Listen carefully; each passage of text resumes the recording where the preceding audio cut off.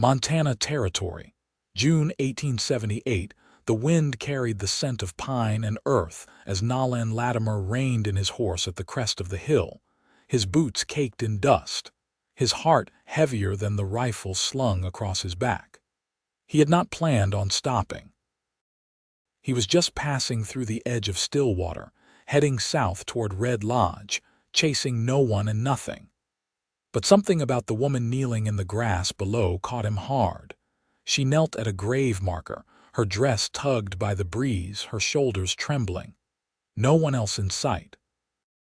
Just her, alone in the cemetery behind the whitewashed church, crying like her heart had split in two. Nolan dismounted, boots crunching dry weeds, and walked slow, careful not to startle her. As he got closer, he saw her fingers clutching the edge of the headstone like it was the only thing keeping her upright. She did not look up when he stopped beside her. "I am sorry," he said quietly. "I did not mean to intrude." She wiped her face with the back of her hand, but her voice cracked when she spoke. "You're not. I just needed a minute." Nolan looked at the words carved into the stone. James Jasper, beloved husband and father. 1849–1878. Fresh dirt piled over the grave. A week dead, maybe less. He shifted his hat in his hands. "Was he your husband?" She nodded but kept her eyes on the grave. "His name was James. He was a ranch hand. Got thrown from a horse last week. Neck snapped before he hit the ground." Her voice broke again. "I was not ready." "I do not think anyone ever is," Nolan said, voice low. She finally looked up at him. Her eyes were red, cheeks streaked with tears, but there was something strong in the way she held his gaze. "I am Ada June. This was his family's land. They buried him here, but they want me gone now.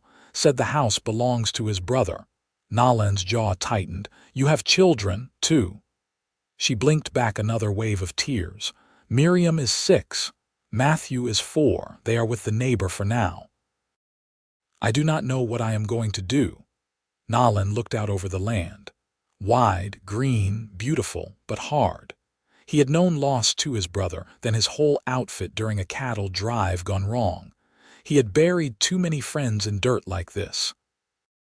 But something in Ada's voice, in the way she tried to hold herself together, knocked something loose in him. "Come on," he said gently, offering a hand. "Let me help you up." She hesitated, then slid her hand into his. He pulled her up steady, then, without thinking, drew her into his arms. She did not resist. She leaned into him like she had been holding herself upright too long. Her hands gripped the back of his shirt, and her tears soaked into his chest. He held her close, not saying a word, just letting her cry. Later, they walked back to the little cabin she had once shared with James. It sat on the back slope of the land, rough-hewn and small but tidy. Ada offered him coffee, though her hands shook when she poured it. His brother said, "I have until Sunday to clear out." Said it was always James's land, not mine. "I do not have money saved, and I have no kin out here." "You are not going back east," she shook her head. "My folks passed years ago. James was all I had." Ada sat down hard in the wooden chair, her shoulders slumping. "I have to be strong for them, Miriam and Matthew.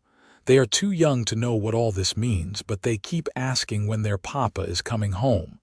Nolan sat across from her. "I do not have much, but I have a wagon and a good horse. I can help you get somewhere safe." She looked up, startled. "Why would you do that?" He met her eyes, quiet and sure. "Because I know what it means to lose everything. And I know what it means when someone lends a hand, even when they do not have to." That night, he stayed outside, sleeping under the stars with his saddle for a pillow, just in case her brother-in-law came sniffing around early. The wind howled once, and he heard the cry of a coyote from the ridge, but otherwise it was still. In the morning, Ada stepped out onto the porch in a faded shawl, her children beside her. Miriam had a head full of dark curls and looked at him with wide, cautious eyes. Matthew clung to his mother's skirt, thumb in his mouth. Nolan tipped his hat to them. "Mornin'." Miriam looked up at her mother. "Is he going to help us?" Ada looked at Nolan. "Yes," she said softly. "He is."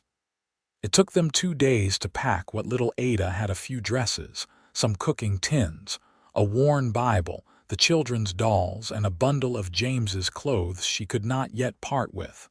Nolan loaded it all into his wagon and hitched his bay gelding to the front. He had no destination in mind, but he knew there were towns farther south with churches, schools, and land for folks willing to work. As they rode out, Miriam leaned against her mother, while Matthew sat beside Nolan, pointing at birds in the trees and asking endless questions. "Is that your horse?" Matthew asked. Nolan nodded. "His name's Dusty. Can I ride him?" Nolan grinned. "One day, if your mama says it is all right." That night they camped beside a creek, the sky wide and full of stars. Ada cooked beans while Nolan showed the children how to skip stones across the water. Later, when the children were asleep in the wagon bed, Ada sat beside Nolan by the fire, her hands wrapped around a tin cup. "I do not know where we are going," she said. "I do," Nolan replied. "There is a place called Willow Bend near the southern ridge. Small town, but folks are kind and there is room to start over." Ada looked at the fire, her voice low. "I do not know how to start over." "You do not have to do it alone," Nolan said. She turned her head slowly and met his eyes. The firelight danced in her hair, and for the first time, there was something else in her gaze, something softer than grief. "You are kind," she whispered. Nolan leaned in, not touching her, just close enough for her to feel his warmth. "I do not know what this is yet, Ada. But I want to see where it goes." She held his gaze a moment longer, then nodded once, like she was giving herself permission to feel again. "I would like that," she said, and for the first time in days she smiled. The road south narrowed as the trees thickened, and the hills rose slowly around them. June's heat had settled deep into the ground, and dust clung to the wagon wheels, rising in soft clouds with every turn. Ada sat beside her children in the back, quiet, her fingers working thread through a tear in Miriam's hem. She hadn't spoken much since they'd broken camp, but her eyes stayed alert, tracking the land as though memorizing it. Nolan walked alongside the wagon, reins in hand, his hat pulled low. He watched the horizon more than the trail, listening for the sounds that could mean trouble, hoofbeats too fast, voices where there shouldn't be any. But the only noise was the creak of the wagon, the occasional chirp of a bird, and Matthew humming to himself, swinging his legs from the wagon bed. By late afternoon, they reached the edge of a creek that cut through cottonwoods, the water shallow but clear. Nolan stopped and tied Dusty to a low branch. The sun angled low over the trees, gold soaking through the leaves. "We'll rest here a while," he said, lifting the children down one by one. Ada stepped out after them, brushing her palms on her apron. "Can we stay through supper?" he nodded. "Long as we're back on the trail before dusk." She knelt beside the water to rinse a cloth, and when she looked up, her face was damp, not with tears this time but with the heat. "Do you think Willow Bend has a seamstress?" "Likely does." "Why?" "I used to take in mending for neighbors. I'm thinking I might again." He crouched near her, elbows resting on his knees. "You sew for trade. I did back in Missouri. After Miriam was born, I stitched through most nights just to keep us fed." She wrung the cloth and laid it on a rock to dry. "James didn't like me working, but I think he was proud. He just never said it plain." "Might be folks down there who'd welcome a hand like yours," Nolan said. "Especially with winter not too far off." She tilted her head a little. "And you? What will you do once we get there?" "I'll find a place to stable Dusty. Maybe take up fence work. I've worked cattle, built barns, cleared brush, whatever needs doing." Ada studied him a moment. You always this helpful to strangers." He looked at her then, steady. "No." Her gaze lingered, then dropped to the children. "Miriam's been talking about her father less. She asked me this morning if she could call you Mr. Nolan. That's all right with me. She said your eyes look like creek water. I told her that was a kind thing to notice." He smiled, faint and warm. "She's got her mother's way of seeing." Ada turned toward the trees, her voice quieter. James never sat still long. He was up before dawn, in the saddle while it was still dark. Sometimes I wonder if he ever really belonged to us, or just to the land. Silence settled between them for a while. The wind shifted the cottonwood leaves and the creek murmured past. "I ain't trying to take his place," Nolan said finally. "But if you need someone to stand near when the world gets too loud, I can be that." She didn't answer right off, but her hand brushed his as she stood. "I know." That night, they built a fire with branches from the dry brush and roasted the last of the salted pork. Matthew fell asleep with his head on Ada's lap, and Miriam curled up beneath one of Nolan's coats. The stars blinked out one by one as clouds gathered. "You ever been married?" Ada asked quietly. He shook his head. "Came close once. Her name was Bethany. She was strong, sharp. Taught school in Abilene. We talked about settling, but she wanted city lights and I couldn't leave the open. What happened to her? She found someone who could give her those things. I don't blame her." Ada traced the edge of the blanket with her fingers. "James wanted to build a house with a porch. Said he'd sit there at dusk and watch the children play. You could still have that." "Maybe," she said. "But this time I'd build it myself." He watched her then, not for her sadness but for the quiet steel in her voice. "You wouldn't have to build it alone." Ada met his eyes, the firelight soft against her cheek. "You mean that?" "I do." She didn't reach for him. She didn't need to. The look between them held more than any touch could. When the fire burned low and the children breathed deep in sleep, Ada leaned her head against his shoulder. He didn't move, didn't speak. Just sat with her in the hush of the wilderness, holding the stillness between them like something sacred. The wind picked up, lifting the edge of her shawl. He laid it back over her shoulders without a word, and she let him. They sat like that a long time, until the first light of morning broke over the trees. They reached the outskirts of Willow Bend by early evening, the wagon trailing dust as the road widened into a gentle slope lined with cottonwood and spruce. The town wasn't much, 2 rows of buildings hugging a main road, with a church steeple rising faintly above a mercantile and a livery stable. Smoke curled from a chimney on the far side, and the faint clang of a blacksmith's hammer echoed through the quiet. Nolan guided the wagon along the edge of the street and pulled up near a watering trough. Ada helped the children down, one on each hip, her eyes scanning the storefronts and rooftops, her jaw set with quiet determination. "You know someone here?" she asked, brushing a leaf from Matthew's collar. He nodded toward a modest building with a painted sign that read "Boarding House Meals and Rooms." "Mrs. Fletcher runs that place. I boarded with her a few winters back after a drive. She's decent folk." Ada glanced at the children, then back to him. "Will she take us in?" "She's not one to turn folks away, long as they carry themselves right." Inside, the boarding house smelled of boiled potatoes and wood polish. The front room held a square table, a ticking clock, and a woman in her 60s with gray hair pinned tight at the back of her head. She looked up from a ledger as they entered, her gaze moving from Ada's face to the children, then to Nolan.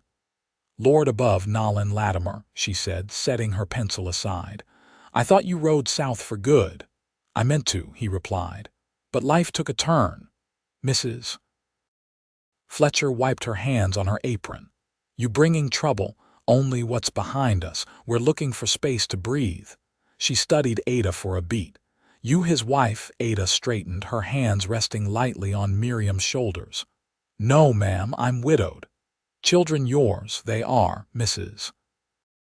Fletcher motioned toward the stairs. "Room at the end of the hall. 2 beds, wash basin, and a window that sticks. You'll pay by the week and help with the washing if you've got time." "I'd be grateful," Ada said softly. That night Nolan took a cot in the stable loft. The hay was dry and smelled of sage and sweat, but it was clean, and the murmur of horses below eased something in him. He lay awake a long time, listening to the creak of the rafters, thinking not of the trail behind them, but of the porch Ada had spoken of and how it might feel to build it beside her. In the morning he found work without much trouble. A rancher 2 miles out needed help with branding, and by noon Nolan had a pair of gloves on and was shoulder deep in dust and cattle. He didn't mind the ache in his arms or the sunburn blooming on his neck. It was honest labor, the kind that left no room for ghosts. Ada spent the day with Mrs. Fletcher, mending curtains and scrubbing linens. By dusk, she'd been offered a small wage and word of a woman nearby with a sewing machine who took on extra work when orders grew heavy. When Nolan returned that evening, he found Ada sitting on the boarding house steps, Miriam asleep against her side and Matthew trailing a stick through the dirt. "You look beat," she said. "Feels good," he replied, sitting beside her. "You settle in all right," she nodded. "It's not home, but it's dry and quiet." They watched the street in silence, the light fading to amber. A dog barked somewhere behind the livery, and a door slammed 2 buildings down. Ada spoke without looking at him. Miriam asked if she could plant flowers outside the window. She said it doesn't feel like a house without something growing. Nolan leaned back, arms stretched over his knees. "You let her. I told her we'd look for seeds tomorrow." He studied her profile, the firm line of her jaw, the way her hair curled behind her ear. "You've changed." "How so?" "You walked out of Stillwater with nothing but grief in your hands. Now you're holding your own." She turned to him then, her eyes steady. "You gave me a place to start." He didn't answer right away. The words sat too deep in his chest for easy use. Instead, he reached into his coat pocket and pulled out a small wooden carving, a horse, no larger than a spoon handle. He passed it to her. "I used to whittle when I couldn't sleep," he said. "Made this on the trail yesterday. Figured Matthew might like it." Ada turned the carving over in her palm, her thumb tracing its tiny mane. "He'll love it." She handed it back, but he closed her hand gently around it. "It's yours," he said. "Not just for him." Her breath caught slightly, and for the first time since they'd met, she didn't look away from the weight of his gaze. "You never asked for anything in return." "I wasn't owed anything." "But you've earned something," she whispered. Matthew tugged at her sleeve then, asking for his blanket, and the moment passed like wind through cotton. She stood, lifting the boy into her arms, but before heading inside she looked back once. "I'll be out early," she said. "Mrs. Fletcher needs someone to fetch water from the spring." "I'll walk with you," Nolan said. Ada didn't smile, but her eyes warmed. "All right." The door shut behind her, and Nolan sat alone in the fading heat, the sound of crickets rising from the grass. He didn't know if what they were building had a name yet, didn't need one. It was enough to know that when morning came, she'd be waiting, and he would walk beside her as long as she'd let him. The spring lay just beyond a golden rise, where wild sage grew dense, and the trail narrowed between a pair of wind-worn stones. Ada carried a tin pail in one hand, her shawl trailing against her skirt hem, damp with morning dew. Nolan led the way, the leather strap of the water yoke slung across his shoulder, dust rising soft beneath his boots. They walked in quiet, the kind that didn't press or pull, just settled between them like something known. Birds stirred in the brush, and the light came in slow through the trees, gold threading through branches that hadn't yet lost their green. "You always this quiet in the morning?" Ada asked, shifting the pail to her other hand. "Only when there's something worth listening to," Nolan said, glancing toward her. Footsteps in the grass, wind through pine. "You," she raised an eyebrow. "I don't make much noise." "You don't have to." They reached the spring just as the sun crested full, breaking over the far ridge in a spill of pale heat. The water shimmered through the rocks, clear and cold, with moss slick along the edges. Nolan knelt and dipped a ladle, handing it to her. Ada drank slowly, then passed it back, her lips wet with the chill. "That's better than I remembered. You ever draw from a spring before?" "Not since I was a girl. My uncle kept a homestead near Independence. His well ran dry one summer, and we had to walk a half-mile to fetch water. I hated it then. And now, I don't mind the walking, not with company." He dipped the ladle again, more slowly this time. "I've been thinking about that porch." She looked over at him. "The one you said I could have, the one we could build," he said.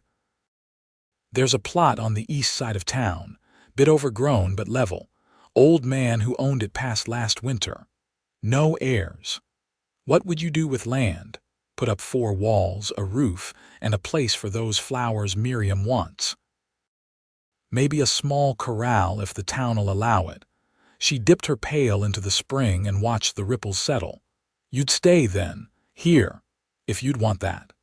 Ada didn't answer right away. She poured the water from her pail back into the stream just to watch it swirl.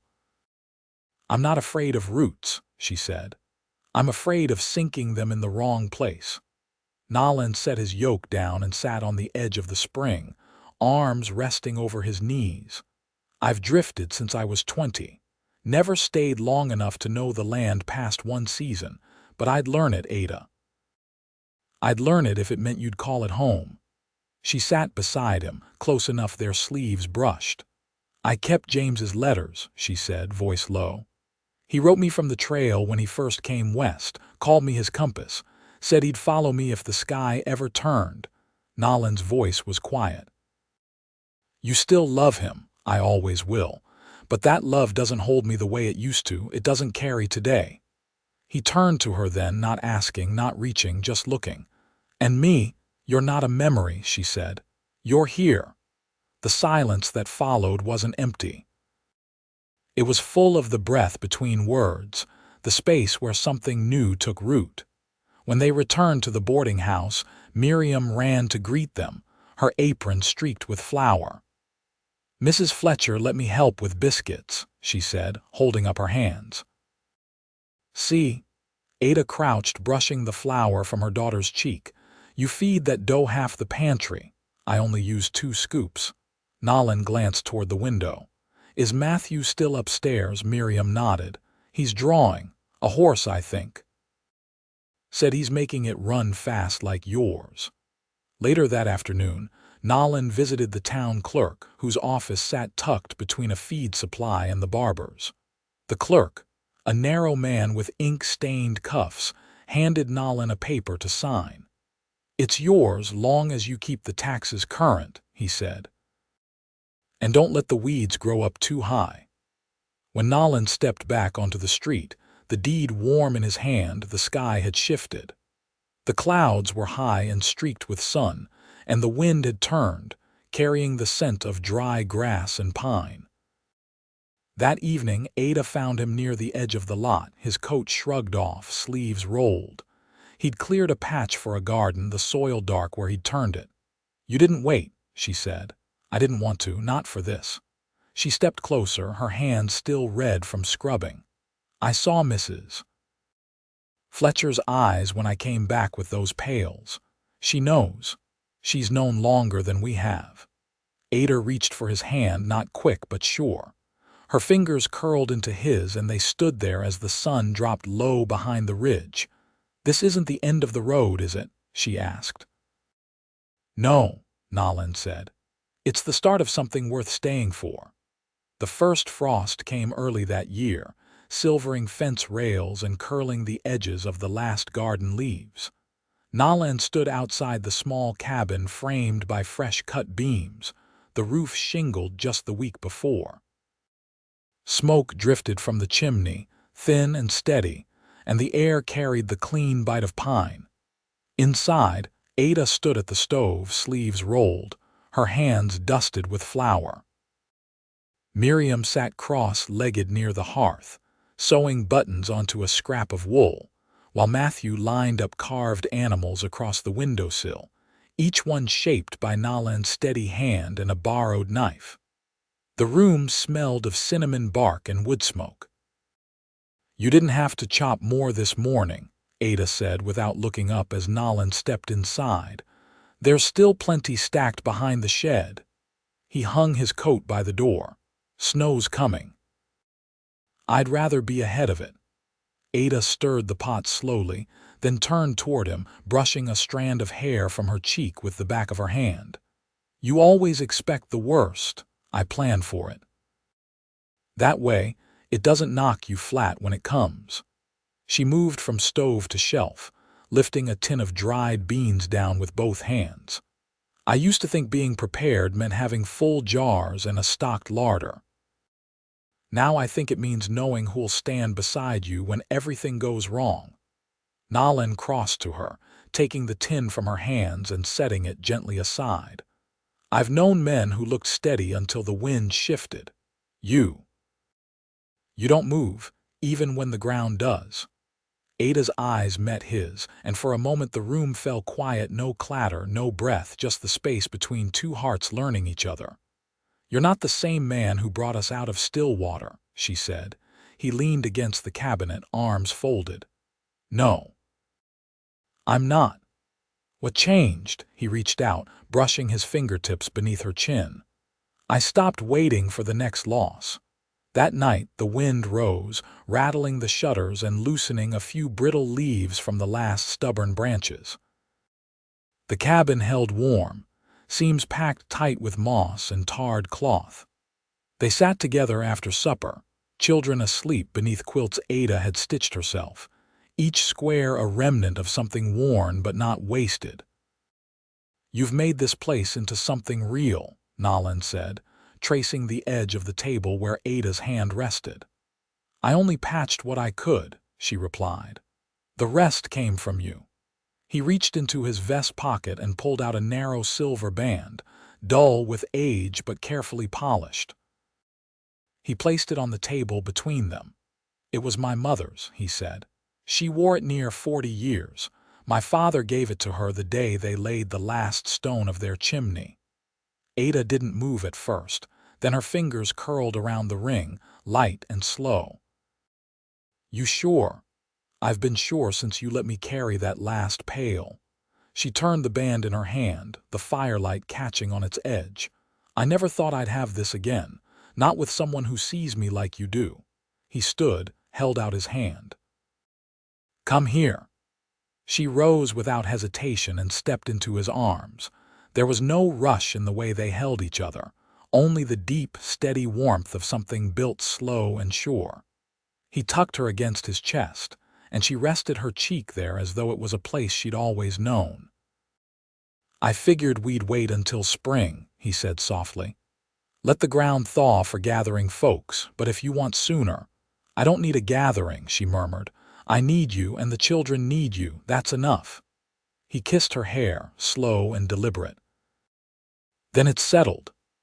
The next morning they walked to the small church just off the main road, Miriam carrying a basket of dried sumac tied with a ribbon, and Matthew in his best shirt, grinning without knowing why. Mrs. Fletcher stood waiting beside the pastor, a quiet witness in her winter shawl. The ceremony was short, spoken beneath the bare limbs of the cottonwood tree behind the chapel, where the ground held firm despite the cold. Afterward, Ada took Nolan's hand in both of hers and pressed her forehead to his. "You've given me more than I knew how to ask for." He brushed his thumb over her cheek. "You gave me a reason to stay." They walked home beneath a sky the color of pewter, the wind softer now as though the land itself had settled around them. Years passed. The porch they built held 2 rockers, worn smooth by use. Children grew, shoes outpaced by legs that ran through pasture and snowdrift alike. Ada's sewing corner by the window filled with stacked cloth and careful rows of tin buttons. Nolan's tools hung neat along the back wall, each one oiled and handled with care. Neighbors came to know them as steady folk. Ada took in widows with nowhere to go, taught them to stitch and bake and stand tall. Nolan helped raise fence lines and bury livestock in the hard months, never asking for coin. Come spring, wildflowers grew beneath the cabin's windows. One evening, long after the chores were done, Nolan sat beside Ada on the porch, their fingers laced. The air was thick with the scent of warm pine and the sound of frogs near the creek. Fireflies moved slow above the grass. "I used to think I was made for drift," he said, "like I'd never belong in one place." She leaned her head against his shoulder. "You were waiting for the right place. I was waiting for the right heart." They sat until the stars came out, the rocking chairs creaking in rhythm, their hands never parting, and when they turned in for the night, the door shut behind them with the quiet certainty of home.